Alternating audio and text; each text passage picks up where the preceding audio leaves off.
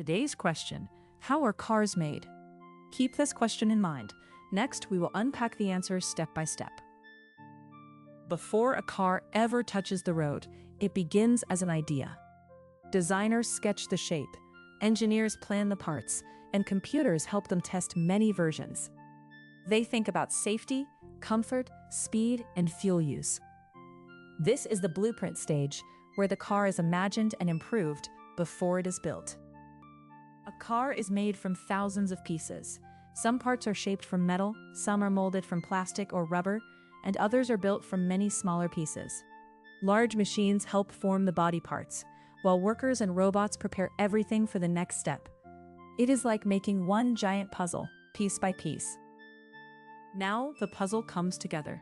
On an assembly line, the car moves from one station to the next.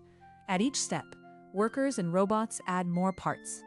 The frame gets its body panels, the seats go in, the windows are fitted, and the wiring is connected. Little by little, an empty shell becomes a real car. Before a car is sent out, it must be tested. Workers check the brakes, lights, steering, and safety systems. They look for small problems and fix them right away. Only after the car passes these tests is it ready to leave the factory and head to a dealer or driver. To close, here is the idea to keep with you.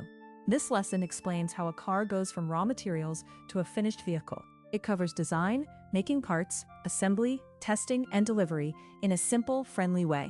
Remember, cars are designed first, then built in many steps.